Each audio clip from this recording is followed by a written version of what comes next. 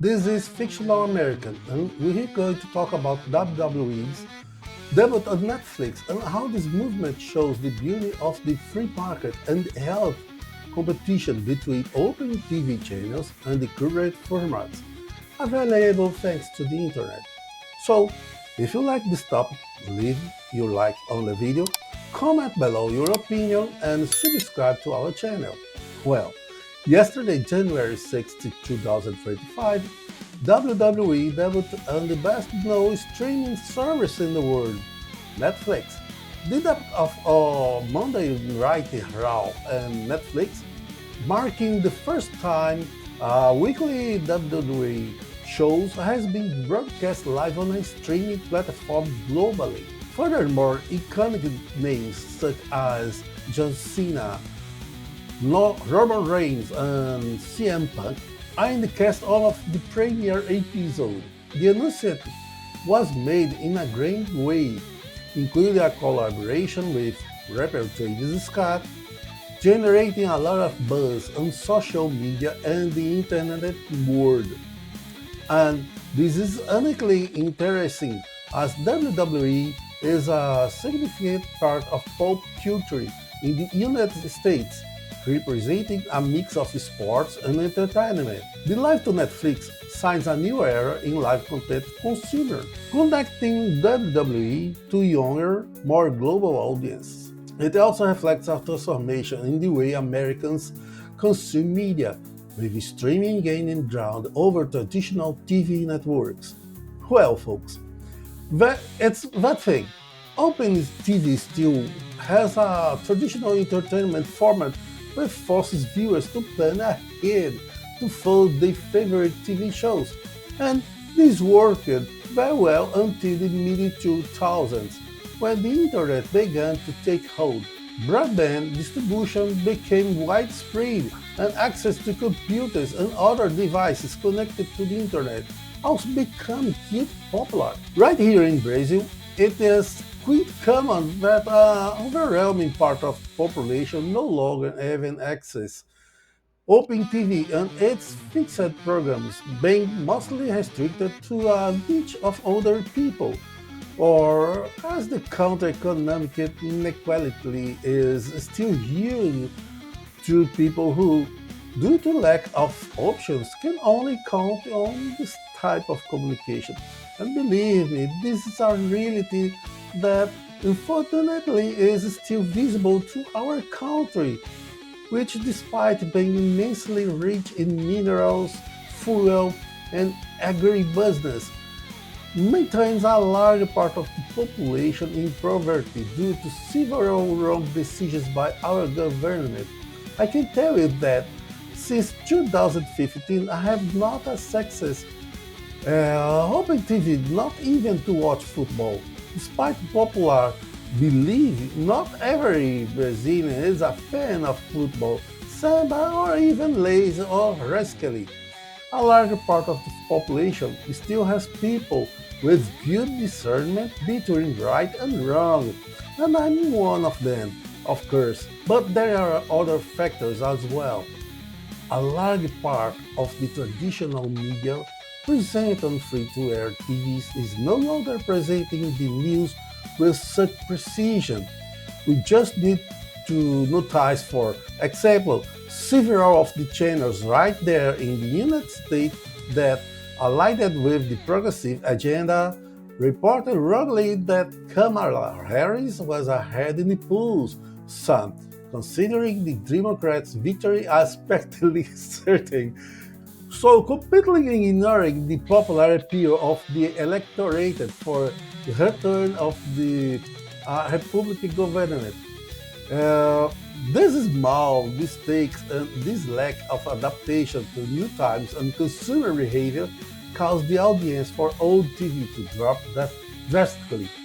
Here in Brazil, the main one, Rede Globo, received a contribution of more than 170 million reais from the current government in investments through the Communication Secretariat of our federal government.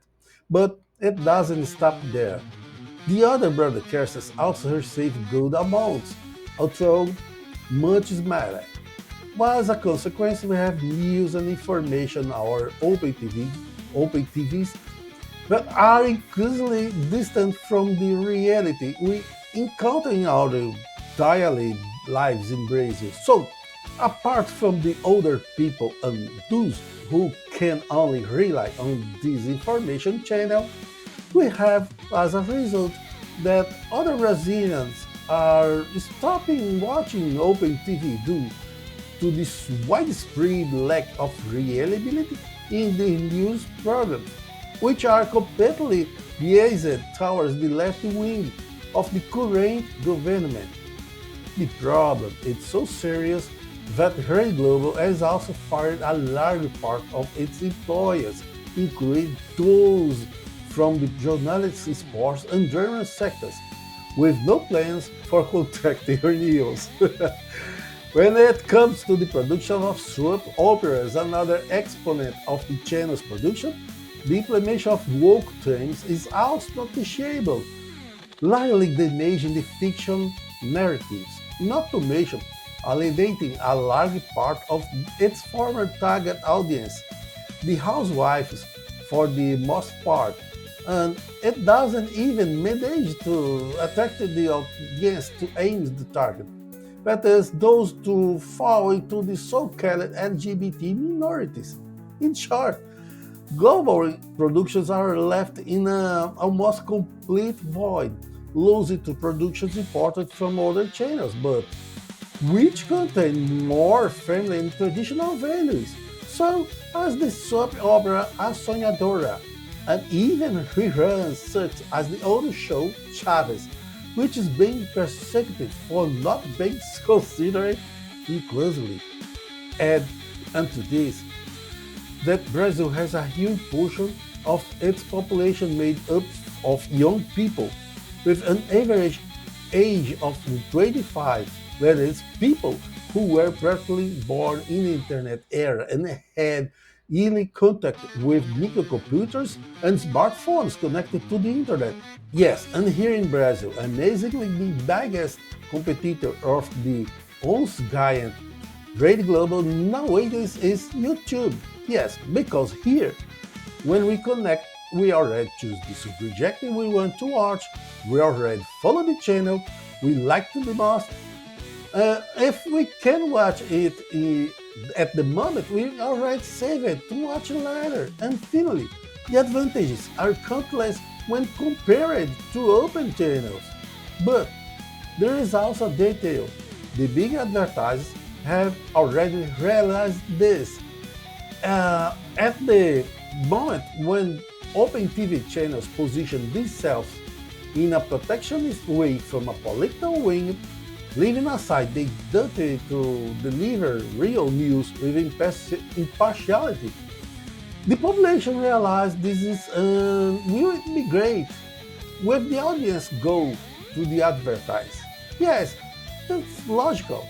I myself wanted to take my bucket of investment in advertising and put it in a fly-by-place that no longer speak to anyone.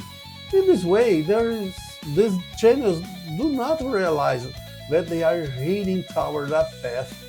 There is this increasingly dependent of the government, at least here in Brazil. And if this government does not sustain itself, it is possible that they will no longer be able to stand up either. And before you complain, yes, I know that Netflix is not even remotely good and has this rotten content, but with some content, in fact, a lot of content completely contaminated by the AI, presenting woke militants left and right, but the fact that the WWE migrated there demonstrates once again that the world and human behavior are increasingly inclined toward libertarianism and free market choice. After all, this is how the market has always worked. My friends, I believe we will not go back, further back. Well, this is just my opinion. Now, I would like to know yours, so please comment below if you will watch WWE on Netflix. Did you like this decision? Are you excited? Do you agree with me or not? Take advantage and subscribe to our channel. Share this video with your libertarian friend, or if you want to irritate someone, send it to a progress site. Let them insult me here in the comments and leave a like. I will stop here and see you in the next video. Here's